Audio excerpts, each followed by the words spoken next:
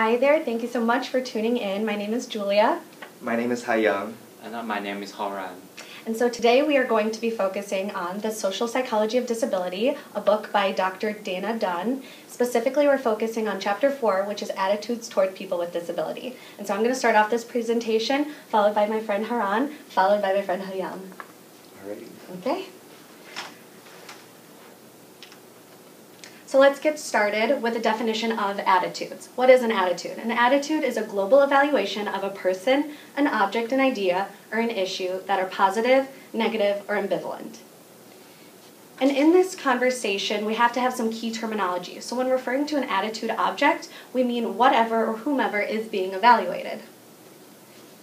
And social psychologists suggest that there are different components that make up attitudes, and these can be thought as the ABCs of attitudes. Easy to remember, we have affective, behavioral, and cognitive.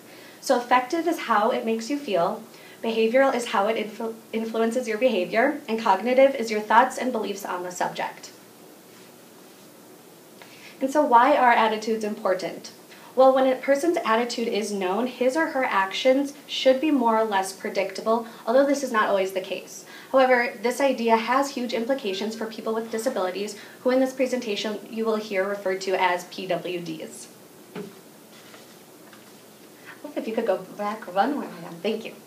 Okay, so the 4 functions of attitudes, why we have them, why they're important. The 4 functions are thought of as utilitarian, knowledge, ego defensive, and value expressive. Utilitarian provides individuals with direction to search for and obtain goals while avoiding punishments. Knowledge satisfies our need to explain, classify, and categorize. Ego defensive protects individuals from psychosocial threats. And value expressive allows people to share their core beliefs. And individuals maintain different competing evaluations of the same attitude object sometimes. So what happens when that occurs? Well, that's considered a dual attitude.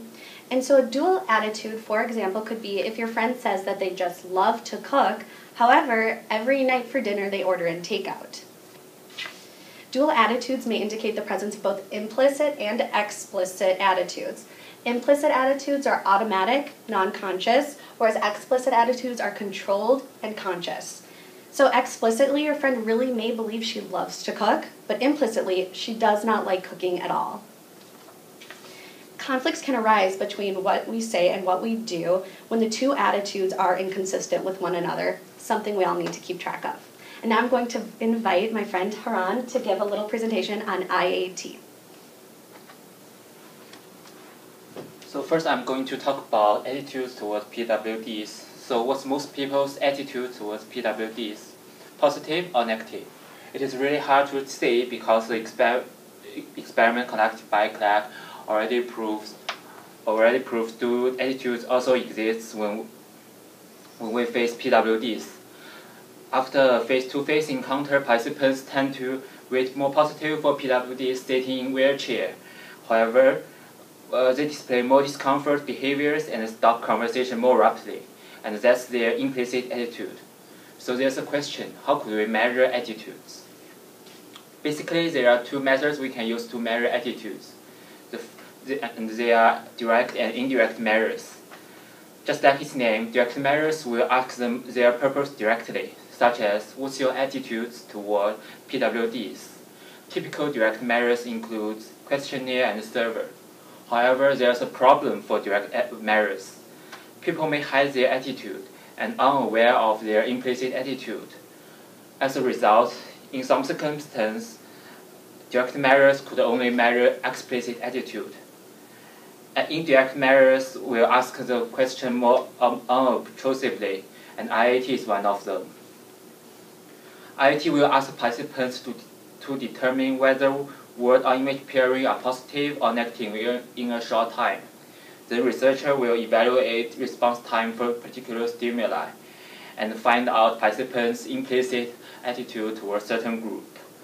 For example, in an IAT to study implicit racism towards African American, the researcher will study how quickly participants respond to black bad, white good pairing related to black good, white bad pairing.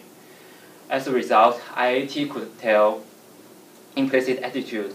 It can tell secrets. And there are some famous IIT experiments towards PWDs. The experiment conducted by Prout and Chen 2006 reveals that 200 people tend to link positive valence word with non-disabled symbols and negative valence word with disabled symbols. Furthermore, another experiment by Robbie Beckley Personnel 2006 find out people also associate PWDs with pejorative terms. People from a facility serving PWDs respond more quickly to disabled childlike pairing. However, they didn't show any childlike bias in their explicit attitude. Okay, my part is finished, and then is Hayoung. Thank you, Haoran. Alrighty, so based on the information we now have on the serious negative and ambivalent attitudes non-disabled individuals can have towards PWDs, we may find ourselves asking the big question, how can able-bodied individuals reduce negative attitudes towards PWDs? So if we could do that gesticulation again together for the big question. Great, thank you. So a possible answer to this big question is described in Dunn's chapter as contact hypothesis. Contact hypothesis is a psychosocial theory that claims increasing contact between people who are somehow different from one another will lead to more harmonious feelings, beliefs, and behaviors.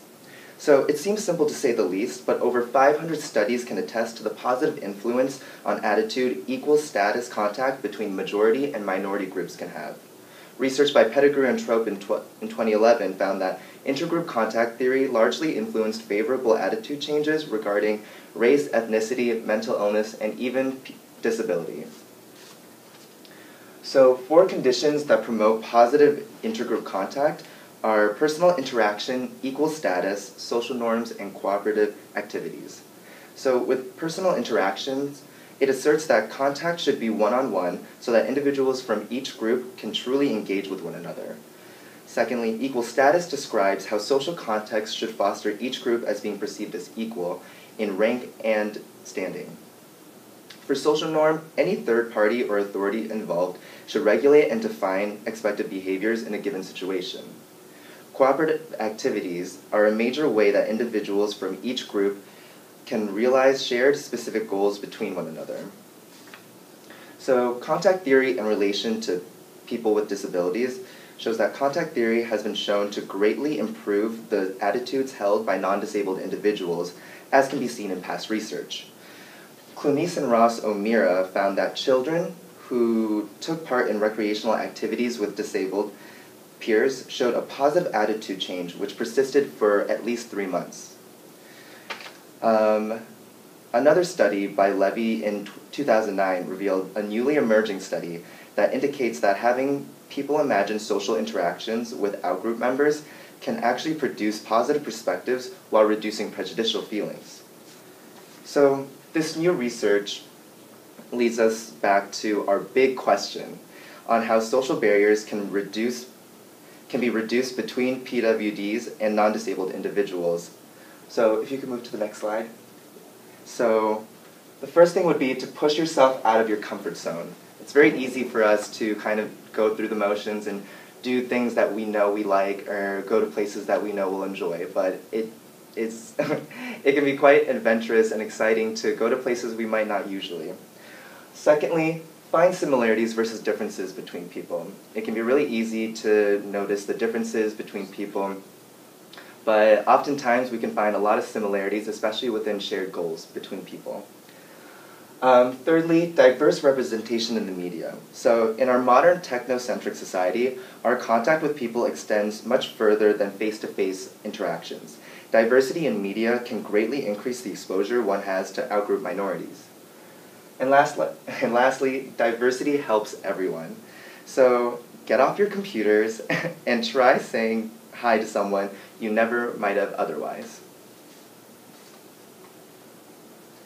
So if we can all get together, all the presenters.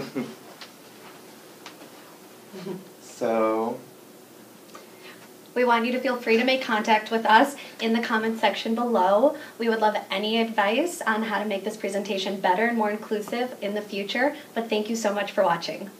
Thank Thank you. you.